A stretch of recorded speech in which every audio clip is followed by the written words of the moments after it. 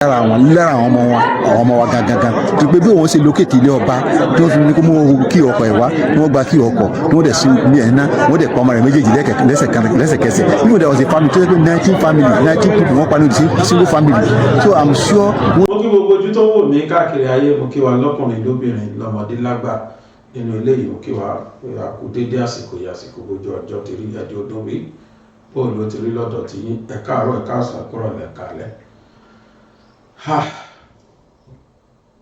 ẹ̀rí fídíò tá fi wọlé ohun tó ń ṣẹlẹ̀ sí wa lọ́wọ́lọ́wọ́ ní ìpínlẹ̀ Kwara ní Kayamọ́ Òwòrò àbí kí ni wọ́n pe abúlé ọ̀hún ní Kayamọ́. mo ń sọ́jọ́ kìíní àná pé ogun tó ń jà wá kìí ṣogun ẹ̀sìn ogun tó ń jà wá kìí ṣogun ẹ̀sìn àti Muslim àti Christian kò sẹ́ni táwọn Fúlàní yóò kí n pa there is genocide kò sí àní-àní but not on Christian alone not on Muslim alone not on oníṣẹ̀ṣe alone on Nigerians generally genocide on Nigerians by the Fulanis wọ́n ti kó wa lẹ́rú already. They believe they can win, they believe they can kill, they believe they can maim, they believe they can practice what we call culpable homicide at any time and at their will. And I don't see the government willing to curb this menace. Mi ò rí pé ìjọba ready láti mú àwọn ẹni. Kí nìdí ni pé kò sáà ní àní mọ́ nínú àwọn ológun wa títí báwọn security wa DSS nǹkan wọ́n ti wà proliferized wọ́n ti àdàmọ̀dí ti wọnú wọn ìdí rẹ̀ tẹ́mi fi ń pe gbogbo àwa Yorùbá pé ẹ má jẹ́ ká sùn kì í ṣàsìkò oorun láwa yìí ṣẹ́gbọ́n tó ṣẹlẹ̀ ní Kwara níjẹta èèyàn ó kéré tán tí wọ́n sọ pọ́n ríkà ó kéré tán èèyàn 75 ni wọ́n ṣe mass burial fún ní Islamic way ni wọ́n tẹ́lẹ̀ báyìí bíi mẹ́wàá ni wọ́n tẹ́ òkú wọn lẹ̀ tí wọ́n kírun sí wọn lára tí wọ́n sìn wọn. àwọn terrorists wọ̀lú yẹn lọ wọ́n náà wá preach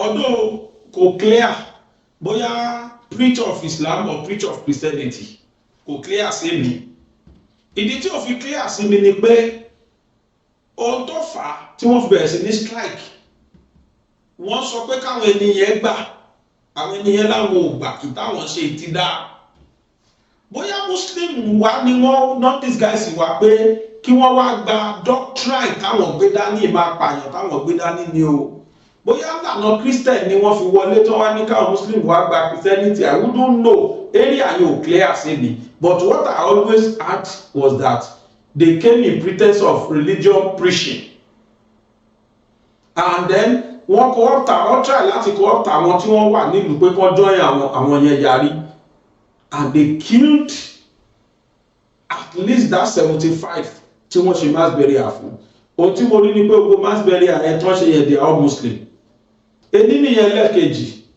àwọn tó tún jẹ́ aráàlú àwọn tó jẹ́ security wọ́n lọ sí post wọ́n yìnbọn fún gbogbo wọn ìbọn ràn wọ́n àwọn vigilante group wọ́n yìnbọn fún gbogbo wọn wọ́n rí pé ìbọn ràn wọ́n dẹ̀ dá gbogbo wọn sínú ọ́fíìsì wọ́n dẹ̀ dáná sun wọn mọ́bẹ̀ nínú àwọn vigilante yẹn Christian wà nù wọn Muslim wà nù wọn oníṣẹ̀ṣe wà nù wọn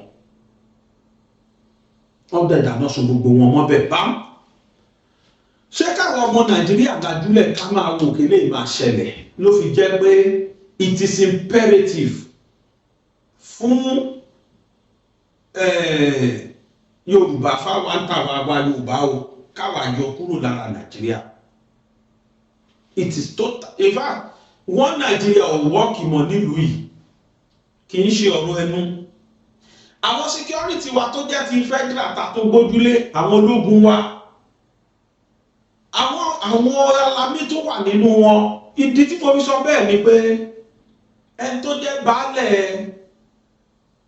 abúlé tí wọ́n lọ dáná sun wọ́n ní Káyàmá yẹn tí wọ́n lọ pa wọ́n bẹ́ẹ̀ máa yẹn ni wọ́n kọ lẹ́tà sáwọn lókun bí ọ̀túnla kí wọ́n wá dáná sun wọ́n mọ́ bẹ́ẹ̀ kọ́ wá pa wọ́n yẹn máa yẹn ni wọ́n kọ lẹ́tà pé àwọn ń bọ̀ o máa búdà bí nǹkankan ni wọ́n ń pè wọ́n orúkọ tó ń dẹ̀ jẹ́ yẹn they might be Islamic sect bí àwọn èèyàn ṣe máa ń pè wọ́n bó tiẹ̀ tí kò jẹ́ pé they are never Muslim.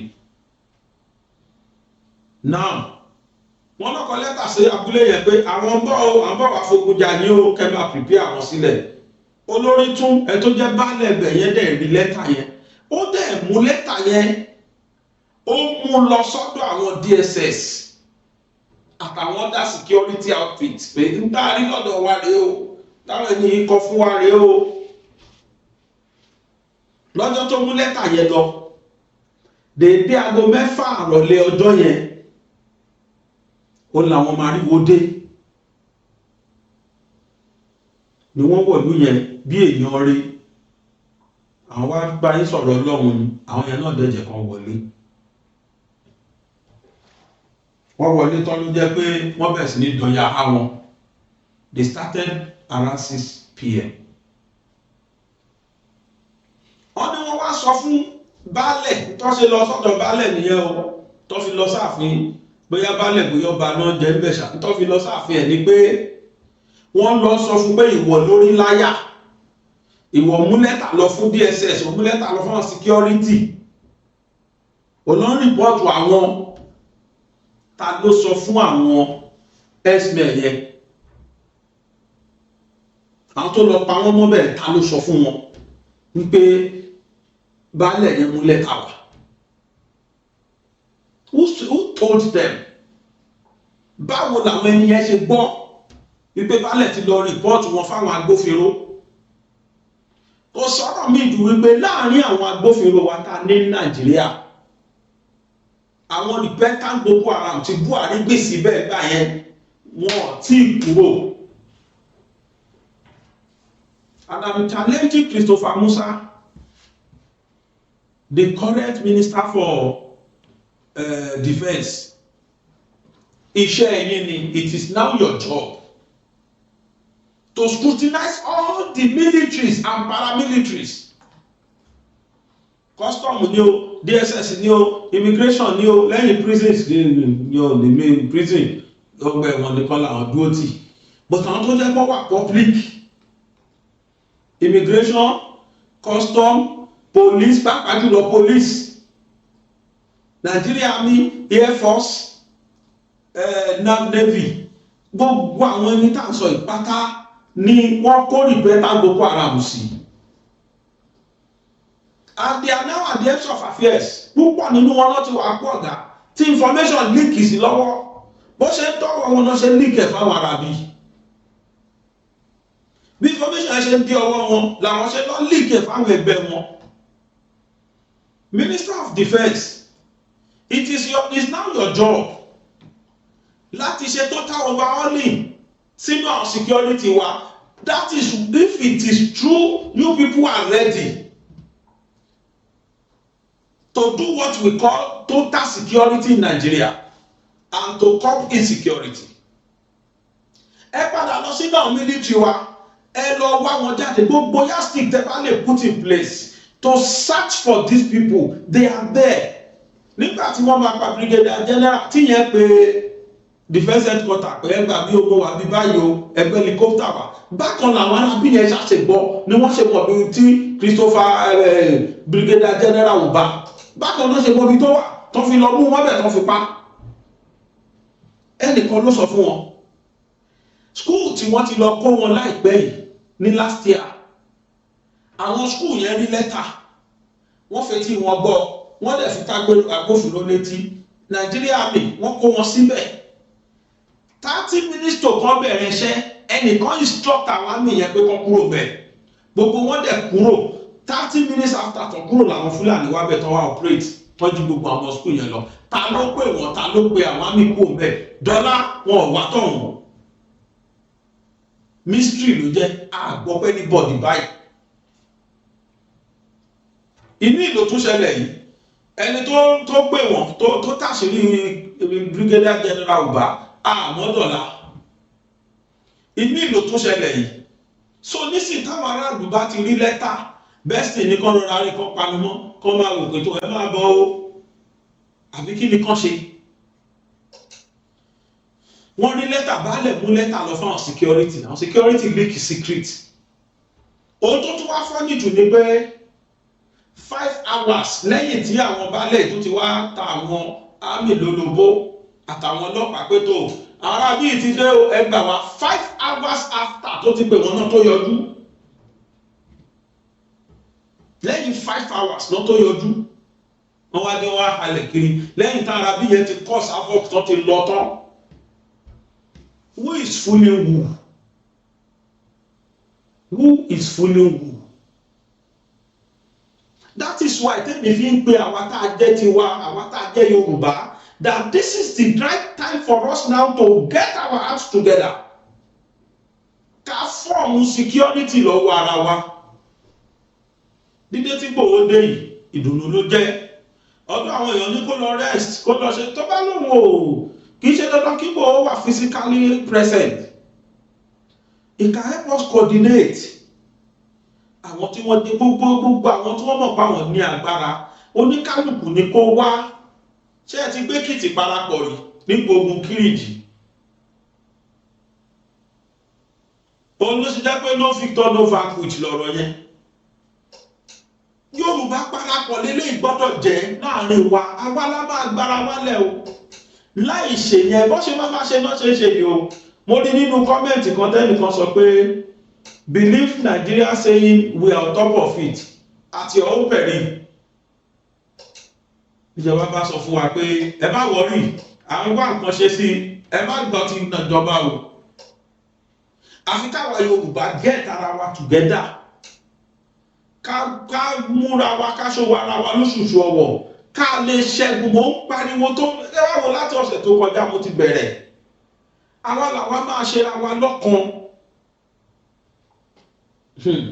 Tógìrì bá lanu aláǹgbá wọ ọbẹ̀ o. Wọ́n yìí máa ṣe náà ṣe ń ṣe Kwara náà sì mean báyìí. Lẹ́yìn Kwara ìlú wo la mọ̀ tí wọ́n ń bọ̀ ní kọ́ ilẹ̀ Yorùbá.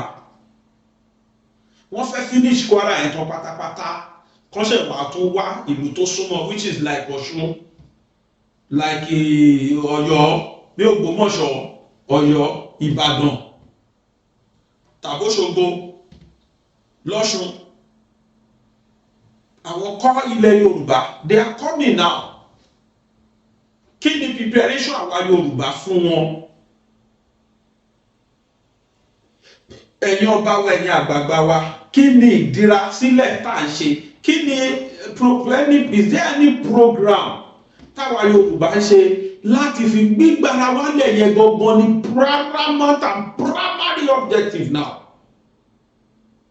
As a matter of urgency oníká treated ó lè ní pariwo fún agbára tẹ́mi ní ni mò ń ṣàyà agbára ká kí n fi mídíà mi pè wá a lè ti sùn ká jí.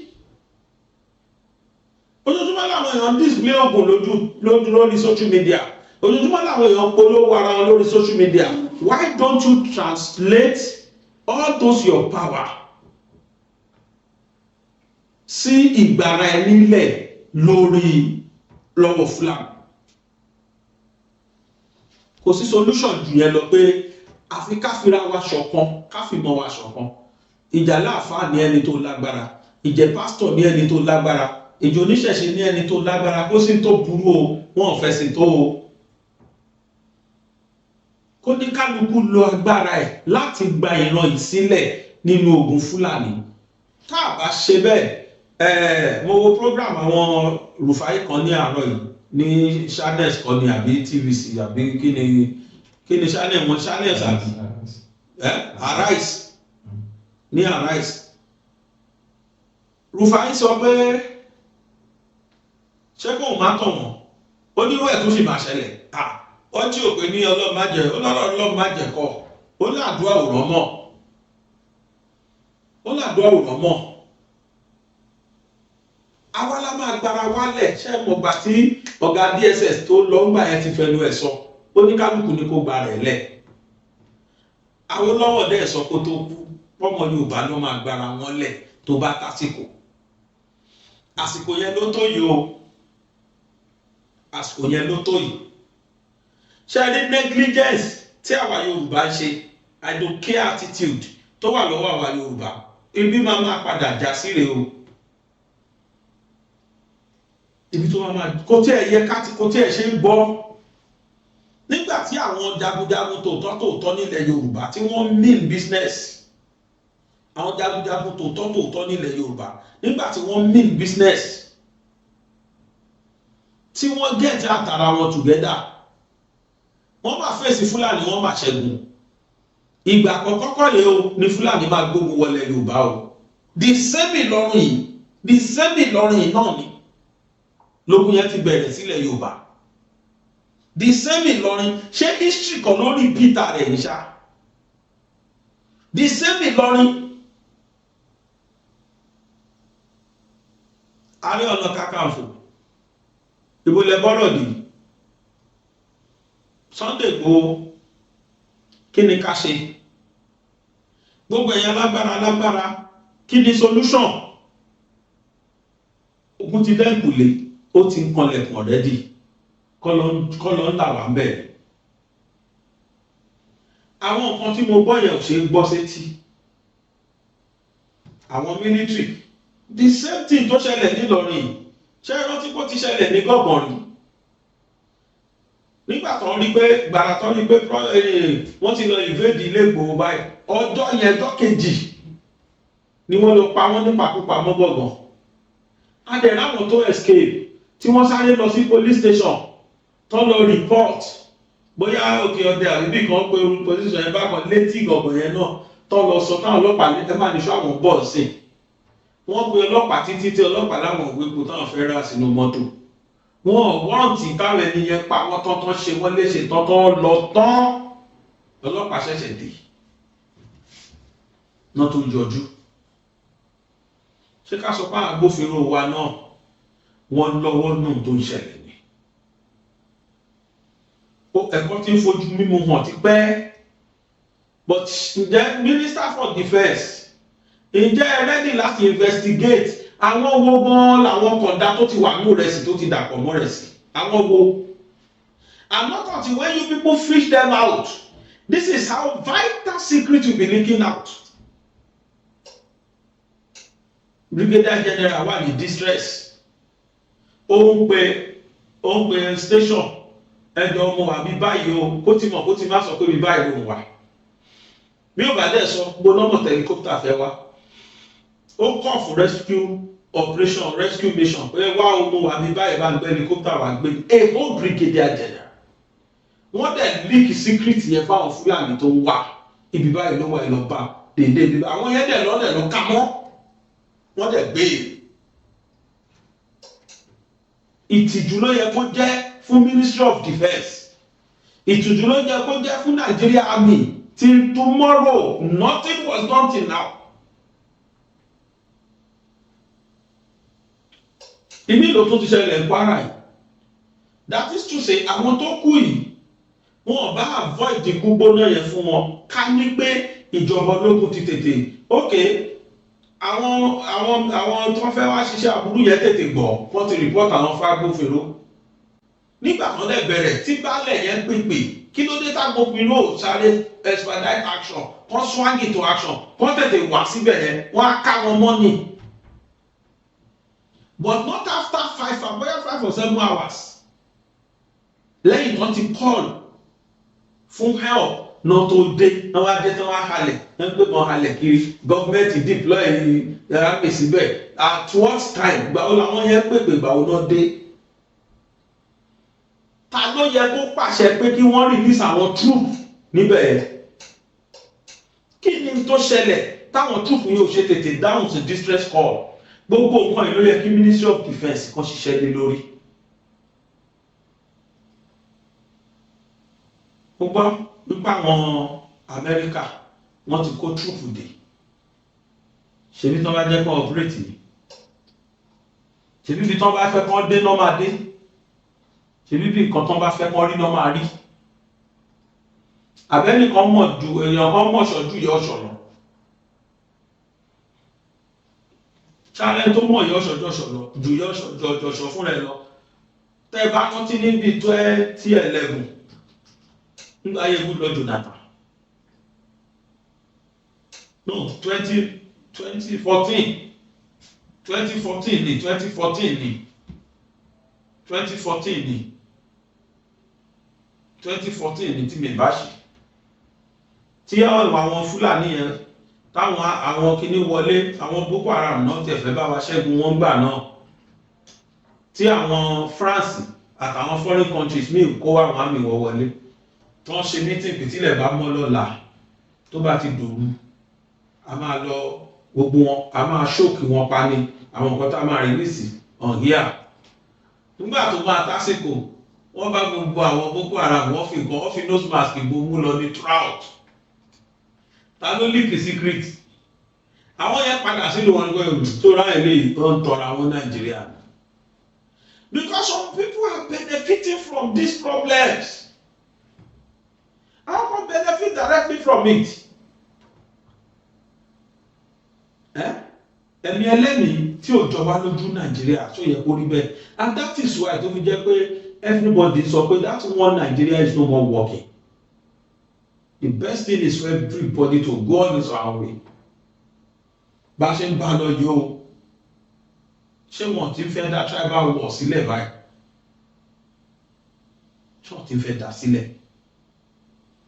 So that èèyàn 75 kan sin wọn àtẹ̀gbọ́, àmọ́yé àwọn ti Christian tó ti sin lọ bẹ́ẹ̀, àmọ́yé churches tó ti sin wọ́n bẹ́ẹ̀, àmọ́yé mọ́sálásí tó máa lọ pa wọ́n ìjọ yídì tí yídì ti ẹ̀ worst ẹ̀wọ̀n bẹ́ẹ̀ tó bá tó ní yídì ní north. Yídì north bí Mẹ́kà ni, ordinary jímọ̀ wọn bí yídì ti wá bí ni. Wọ́n máa lọ pa wọ́n mọ́ bẹ́ẹ̀ ní àmàyàmá, nothing will happen, wọ́n á pariwo apanumọ́ náà. Àìmọye mass burial tó ti lọ Nàìjíríà yìí, nothing happens. Is this how we are going to be repeating all these assiduous deaths? Àwọn kú tí ò ṣe gbọ́ sótí. Àbí ìgbà tí èèyàn bá ń sin, tó ń sin èèyàn 100, èèyàn 50 ní community kan ṣo, lẹ́ẹ̀kan ṣo. Kò sí kan tá a máa ṣe ju pé àwa làwa máa wá gbáradì Yorùbá. Àwọn nígbà yìí náà kàtàn, ẹwà àwọn ajagunjagun àtijọ́ wọ́n ń gbáradì ní. Àtobìnrin wọn o, àtọkùnrin wọn gbọ́n la gbọ́tọ̀ wọn. Obìnrin ọ̀rọ̀ pọ̀tọ̀ níyùn, Queen Amina, ìyálóde Fúróyè Tinubu, àtàwọn obìnrin bẹ́ẹ̀. Àmọ́yé àwọn obìnrin tó jẹ́ Amazon, àmọ́yé àwọn ọkùnrin tó jẹ́ heroes ni wọ́n. Ògèdèngbà Agbógungbòrò, Lísàbí l'Abẹ́òkúta, àtàwọn míì ńláńlá bẹ́ẹ̀ tá gbogbo agbórúkọ wọn. Wọ́n corporate ni o, wọ́n corporate. Tí ò bá ti sí corporation láàrin àwa Yorùbá, ó tún sọ. Ohun tó ń ṣẹlẹ̀ ló máa ṣẹlẹ̀ sí wa o. Fúlàní a máa wọlé freely, wá dẹ̀ máa lọ gbé. Torí ẹ̀ làwọn náà ò ṣe fẹ́ kẹ́nu wá kò. I've been shouting this unity of a thing. Lórí religion ni o, lórí ethnic ni o, lórí èmíjú ọwọ́ òdùnmí ká bẹ́ẹ̀rì accent wa. Let us come together. Kí ni Yorùbá fẹ́ ṣe as a matter of urgency? Kí la fẹ́ ṣe? Káwọn ẹni iye pa Yorùbá pàkópà mọ́. Àwọn tẹ́rí tán pa yẹn, ẹ lọ káyé population Yorùbá tó wà nù wọn. Àbí Yorùbá kọ́ ló ní Kwara, Yorùbá kọ́ ló ní Ìlọrin. Ẹ jẹ́ káwa náà ká dìde. Ẹ̀yin tẹ́ ijó lórí wa, ẹ̀yin lọ́ba wa, àsìkò ìjà kọ́ leléyìí. Àwa youth, àsìkò ìjà kọ́ leléyìí. Anybody má rẹ̀ nìkan pé ẹlẹ́ ẹ̀sìn tó ń sí ẹgbàgbé ẹ̀sìn, ẹ jẹ́ kájọ papọ̀, kájọ tètè ànírírú ẹ̀ o. Ẹ̀mọ̀ ya abúlé tó wà l'Abẹ́òkúta yìí nìkan ká tó sọ Ogun State. ẹ̀mọ̀ye abúlé tó yí Ọ̀yọ́ state po, ẹ̀mọ̀ye abúlé tó yí Ondo state po, ẹ̀mọ̀ye abúlé tó yí Èkìtì state po, ẹ̀mọ̀ye abúlé tó yí Ọ̀ṣun state po. Àwọn community ẹ̀ náà kọ́ lọ target kan tó wọ main ìlú. Gbogbo abúlé làwọn èèyàn ti sá lọ tán, ṣé bá ṣe máa wò ni. Èmi fẹ́ pariwo síta fún wa ní o pé nísìn káwa Yorùbá wá nǹkan ṣe, ìyẹn gbogbo ló kọ́kọ́ kàn wá ná, báwo la ṣe fẹ́ gbára wa sílẹ̀. Gbogbo àwọn tó ń pa yìí àwọn aráàlú Sunday Igboho sáré àbáwọn aráàlú Ẹ̀kọ́, aráàlú ẹ̀ la jẹ́ l'Abẹ́òkúta, aráàlú ẹ̀ làwọn Ìjẹ̀bú jẹ́, aráàlú Igboho ni gbogbo àwa tá a jẹ́ Yorùbá, àwa tó represent nìyẹn ni wọ́n pa pàkúpà. Kí ni ká ṣe? Kíjọba bá wa wá àwọn wo ni wọ́n wà nínú àwọn àmì, ni wọ́n wà nínú àwọn agbófinró wa tí Buhari ti plant síbẹ̀ kan bá wa yọ wọ́n dànù síta. As a matter of fact, they should all be arrested. There are a lot of things tán lè ṣe tán lè fi wá wọn jáde, a lot. Àwọn náà tú gbogbo àṣírí tẹ́rí tó ń tú ìyá wọn ní. Kò jẹ́ sí fún uniform tán wà, Buhari kó wọn kiri ni, ó plant wọn kiri ni. Tọ́pá ti láwọn repentant báyìí ó kó wọn lọ bẹ̀ ni. And he doesn't care. Wọ́n pa àwọn èèyàn pàkópa, doesn't move him. Àwọn fídíòs yìí mo fẹ́ ká wò wọ́n, káwa náà rí tó ń ṣẹlẹ̀, káàrí àtótónu tí mò ń ṣe. Ṣùgbọ́n kan tó wò wọ́n, ẹ jẹ́ fàsìkò ìdúpẹ́ lọ́wọ́ ẹ̀yin tí ẹ ra dictionary. Officially dictionary yẹn ti tán, but tí mo kàn rí ni pé mo ṣe rí owó gidi lákàntì mi táwọn èèyàn ń san. Kódà àṣàdárọ̀ yìí mo ṣe rí owó 4 táwọn èèyàn ń san. Wọ́n tún wá sọ àdírẹ́sì mi tá máa bá wọn fi sí, ó dẹ̀ ti tán. Nígbà tí mo wá rí bẹ́ẹ̀, mo wá pe ẹni tó ń ta dictionary yẹn láàárọ̀ yìí, mo pè wọ́n pé tó ẹ bá mi gbé dictionary wá sí o. Àwọn èèyàn sanwó lẹ̀ o, ẹ̀yin tẹ́ bá sanwó lẹ̀ lénìí ẹ lè rí dictionary gbà lénìí, ó ti tán.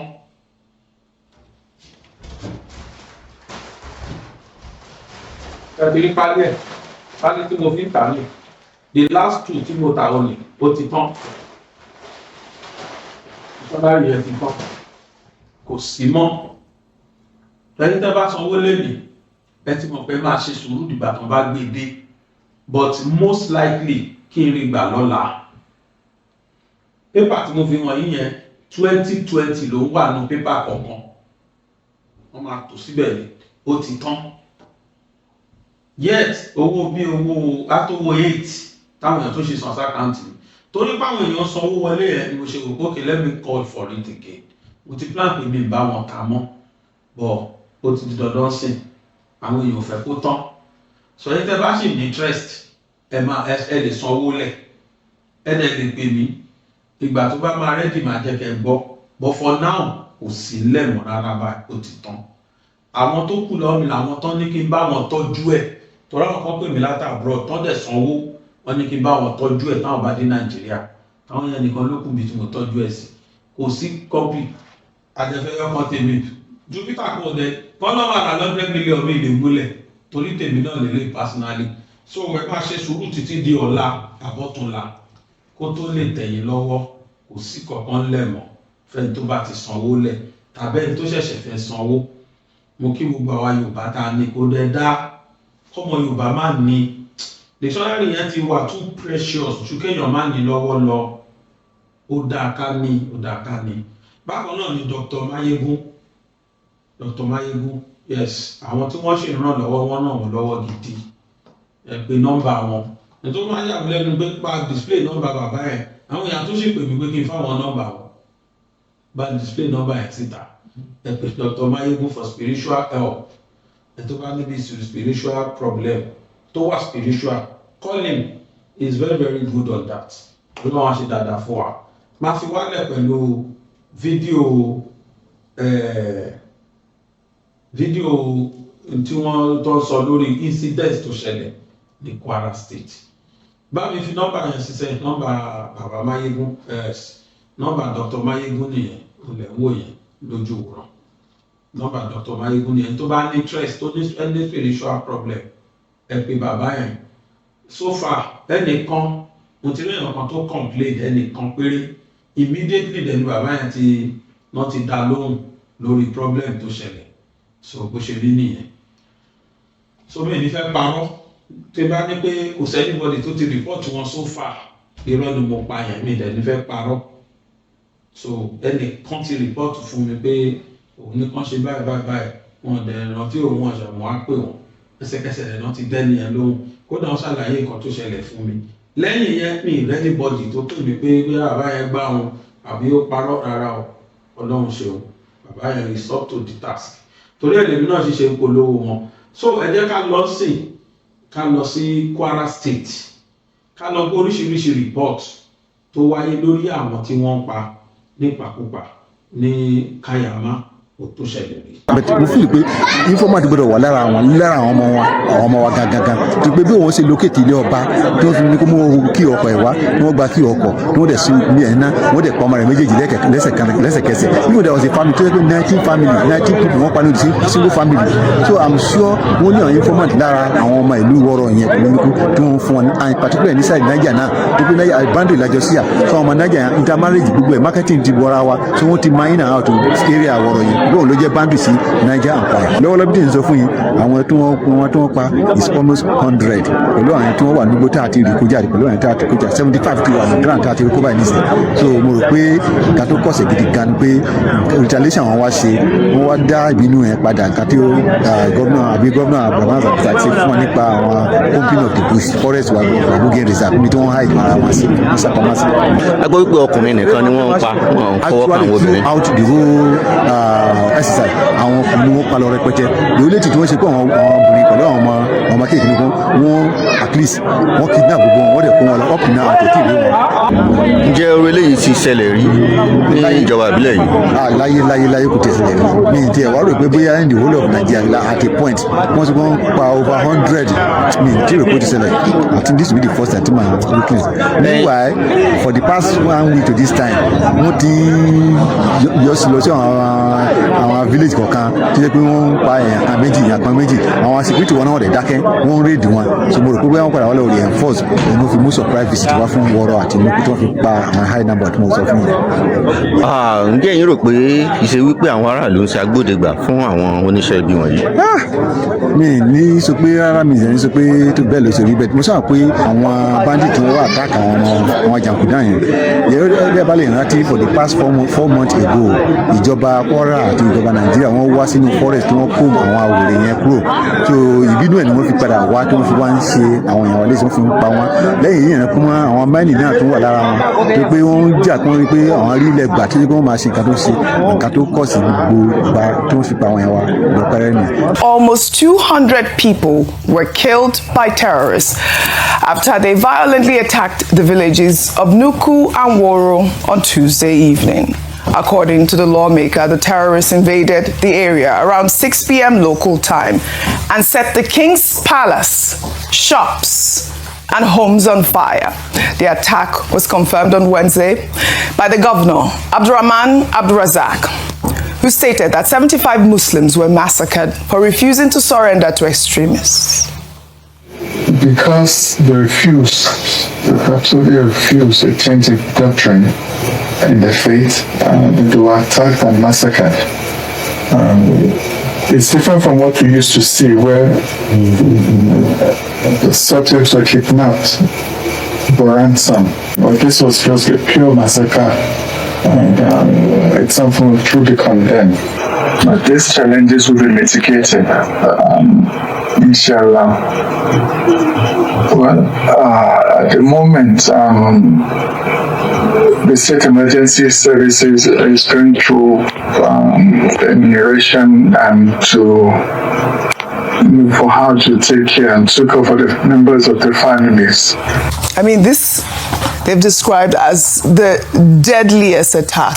Almost, unimaginable that this occurred just back to back after. I mean, it's been a horrible year so far, Ayo.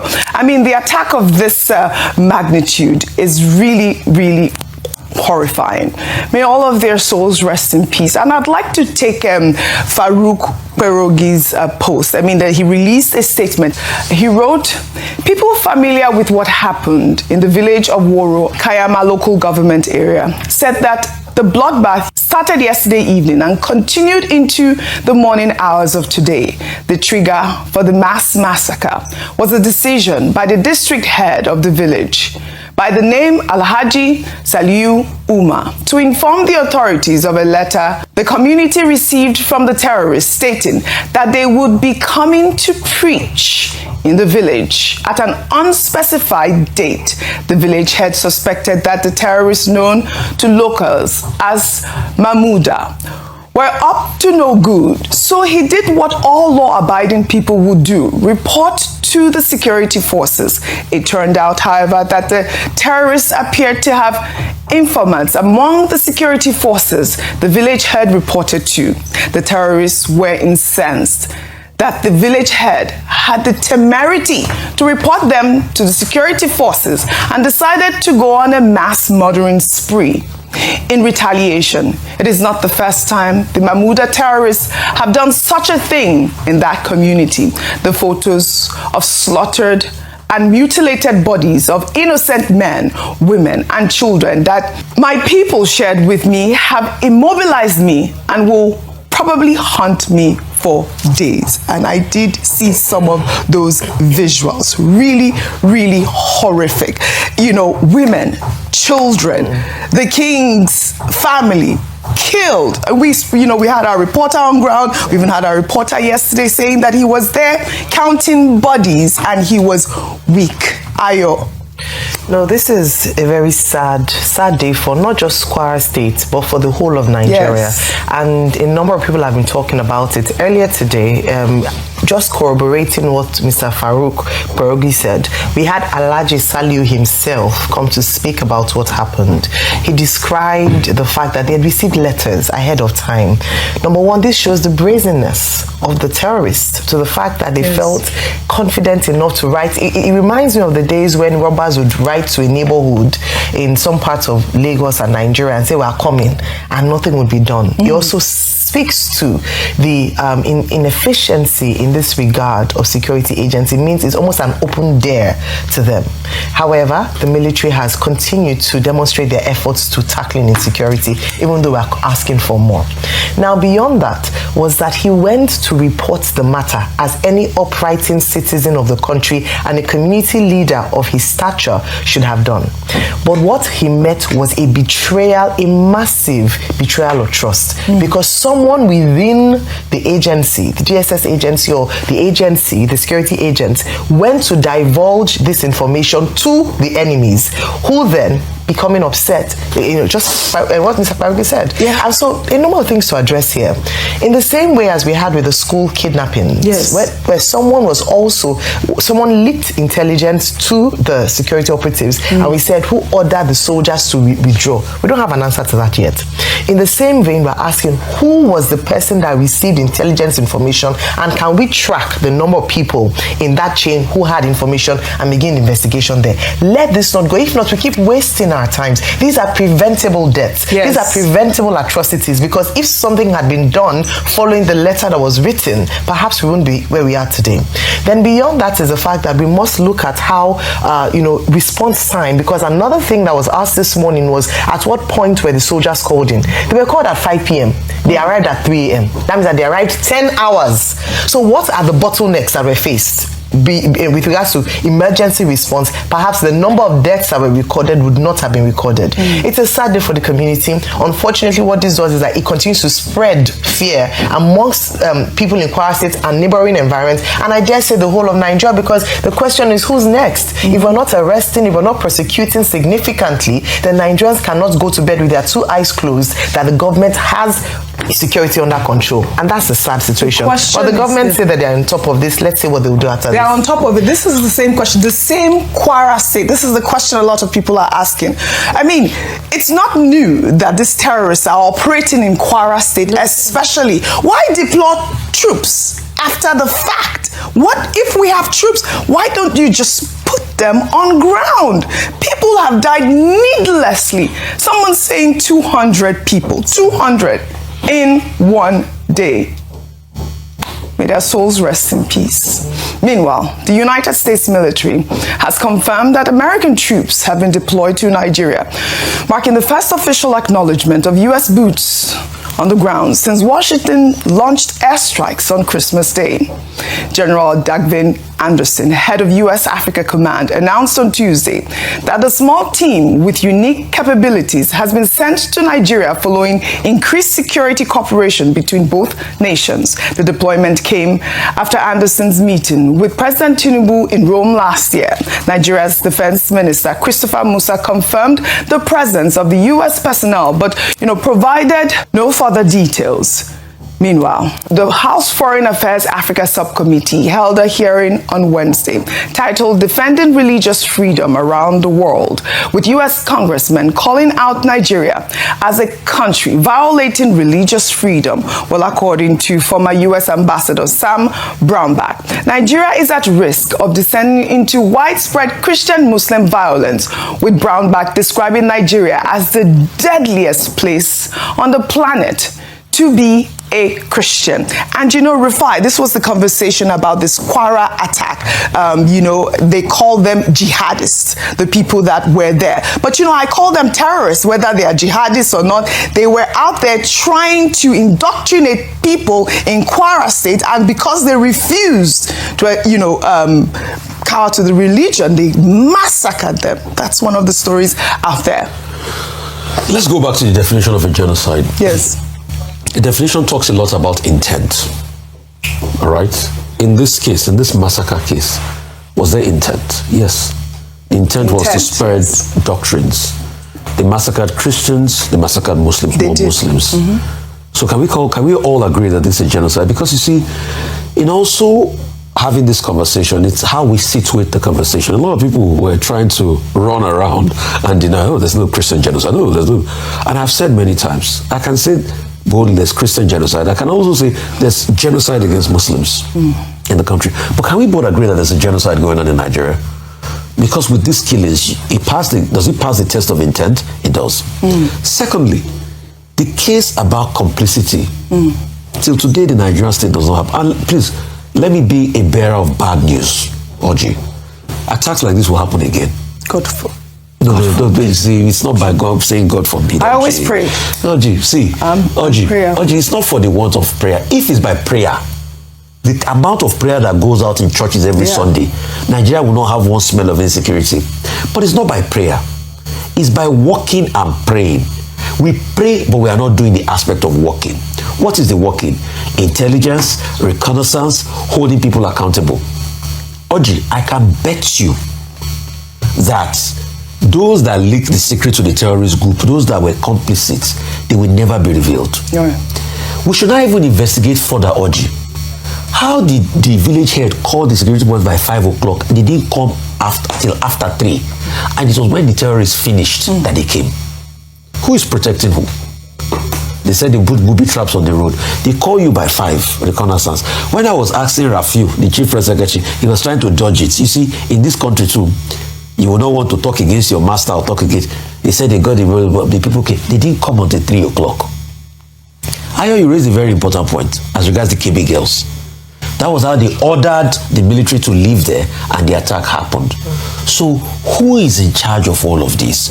Who are the complicit bad eggs? Hoji, as long as we've not targeted the complicit bad eggs, it's going to happen again because it didn't only happen in Kwara, it happened in Katsina, it happened in other parts. Hoji, it's just that same level of complicity that happened in Kaduna, that terrorists came, picked 177 people.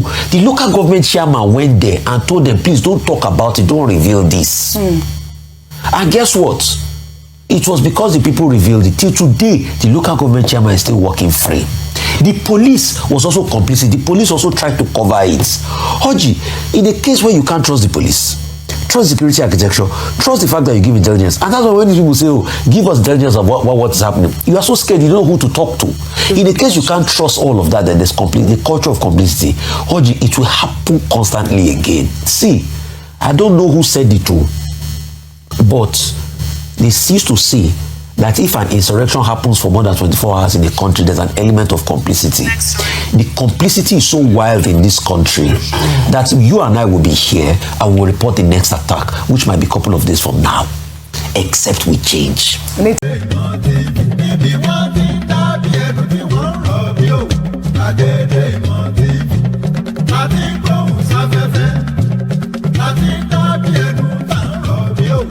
Agede